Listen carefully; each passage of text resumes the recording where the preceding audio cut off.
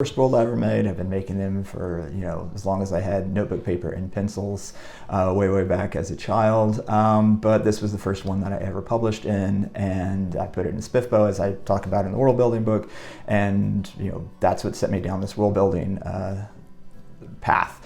And some people have asked what was my process, how did I do it, and I am re-releasing all 4 books back to back over the next few months. They're all finished and re-edited, and we'll discuss that in a minute. So we're starting this new feature where I kind of break it down, and as I do, this is kind of the first how-to. So all the others are going to be world building related, and this was the first one, which is just kind of the overview. And I'm going to start it off with my elevator pitch. What is Soul's Harvest? It is a fantasy reimagining of the American Civil War, but with ley lines, airships, and some psychic exoskeletons. So, the fun stuff. It is genre-wise, it's flintlock fantasy, as in it's not medieval Europe. It's Reconstruction era American Civil War kind of thing. It's mostly after the fact, so there's a lot of the war itself. It's kind of epic, and then it's sprawling. It takes place on a continent, and it is a quest across the continent, and kind of Gaslamp, because it's that time period, kind of steampunk, because it has impossible inventions like flying airships that rain down fire and that kind of thing. Demons that are made up of breath that have mechanical glass hearts, that kind of thing. It was inspired by Avatar: Last Airbender and True Detective. And if you're wondering how in the world I could combine those two things, of this children's show and this just nihilist, descent into misery, and also one of the finest shows on TV ever. I've watched that first season once a year. It's just incredible. Anyways, I did take those two things and I combined them into my own world and story. Let's see, it's kind of similar to Mahir at Fantasy Book Critic. When it was entered, it was almost their choice for the finalist. He compared it to the characters of Mark Lawrence with the world building of Brandon Sanderson. So I obviously pulled that quote and have put it on the covers. It's going to get comparisons to Brian McClellan's Powder Mage, because Flintlock Fantasy, though much less in regards to the guns themselves. It's just that time period for me that the guns and the gunpowder don't play near as much into it. Django Wexler's Thousand Faces, whatever that world is, I get a lot of that.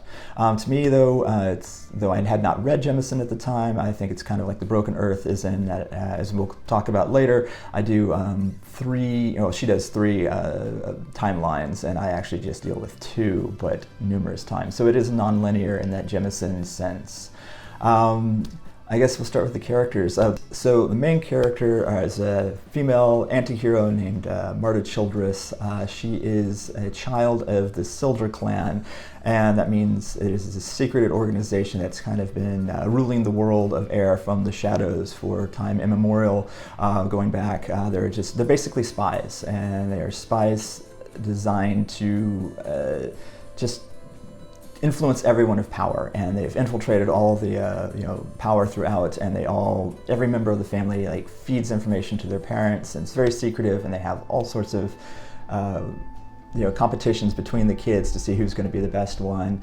And so she was bred to be the perfect spy, but during their civil war in this world, because guess what, it has a civil war, spoiler alerts, she turned against her homeland and has been considered a traitor ever since. And our major through line starts in the present day, 2 years after the Civil War. And I'll just get to that in a second. But she's also a shaper. Not everyone, 5% of the population in this world have powers. Hers is to create a psychic exoskeleton around her. Most of the people build this kind of robot suit around them that makes them very strong, but that doesn't really help the spies, so they've taught them how to make just a specific thing at a time, like a knife or gauntlets for climbing and strength, or rabbit legs so they can jump really fast. So she has these secret techniques that she has been taught since childhood how to use, as well as part of her being a spy. Side note, she hates her brother, has a lot of family issues, which we're about to get into, because the plot is when her brother shows up, the through line of the major storyline shows up when he appears out of nowhere after 2 years and says, hey, there's this traitorous inventor that he was part of the reason the war ended. He's disappeared. He's with the enemies in the east, and we're going to need you to go undercover and deliver his daughter, who's catatonic, to him in the east. And you're doing this because you're going to find him and you're going to assassinate him. Meanwhile, her father sends her a note that says, "Do not kill him. If you don't kill him, then you will no longer be a traitor. You can come back to the family." So that is kind of the major arc of her transporting this girl who's catatonic all the way across the continent into enemy territory, because she had a lot to do with the war itself and why it ended. So if anyone catches her in the east, which is her former homeland, they are going to kill her. And she's aided by this guy Luca, who has an enchanted switchblade, and as long as he has it open in his hand, he can't be defeated, he says. And he has a mute companion, and they have their own secrets, and it's kind of cool. And it's them not trusting each other, but having to work together. And meanwhile, Marta is having to decide, if this inventor lives, then there's going to be a second civil war, and if he dies, I'm going to save a whole bunch of lives. But screw everybody, because everyone's treated me like crap, and I kind of like this kid, so what am I going to do? So there's also a lot of, that's where we start as the story goes on into second book, third book. Other things might come into play, like the devil herself. Yeah, devil is a female in this world. Hard to believe, I know, groundbreaking. The world itself, like I said, is analog culture is the American Civil War, and mostly the period right up to the Civil War and afterwards. Everyone in this world has, I guess to start in the very beginning, as the first line in the book is in the beginning, the world is created because their God destroyed himself. He shattered his essence into billions and trillions of breaths, these little like candlelight flames that go, and every living being has one, and then 1 to 2 or 3. The plants have one, that makes them alive. That's the body. Living thing, say like cats, dogs, animals have 2, the body and the mind. That's what gives them, intelligence. And humans have body, mind, and soul. And then people who have a 4th one, the mutants in this world, have powers based on where their 4th one is. So if it's the body, it's like Marta, you're strong because of it. You can make this exoskeleton around you. If it's in your mind, you can either read minds or influence people's thoughts kind of subtly.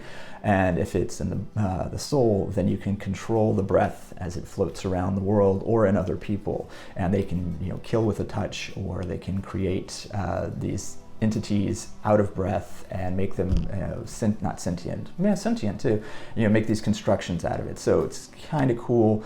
The technology's there, but I also get some steampunk technology like the airships and gunpowder, and all these people have spark boxes, and electricity is generated by the ley lines that are made up of the breath floating around. So, and there's mythology, and it has, like I said, it goes back to the creation myth. Anyways, it is a big, brimming world. My Bible has over 100 pages of character backgrounds and world backgrounds and factions and that kind of thing.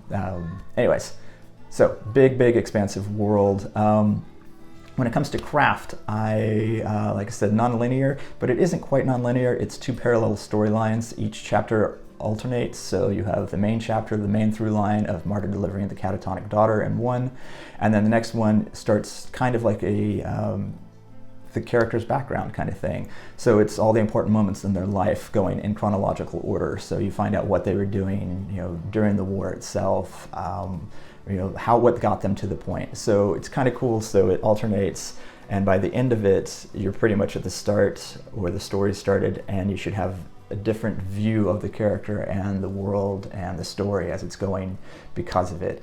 That alternating chapter idea came from True Detective. As I said, that was the major inspiration for it, and that it's kind of like Game of Thrones. Like, you're reading it and you're like, oh man, I'm loving this Jon Snow's chapter, and like, the chapter's going to come in, like, it's got to go to someone else. I don't want it to go to someone else. Please don't be Sansa. Please don't be Sansa. But I get Tyrion. Okay, cool. I'm going to read some Tyrion, and then then we're going to circle back to that plot line, from Jon Snow all along. So it's kind of like that, in that it breaks you, but then hopefully it gets re-inspired by this current storyline, and then we go back to that one, and then it just keeps alternating like that.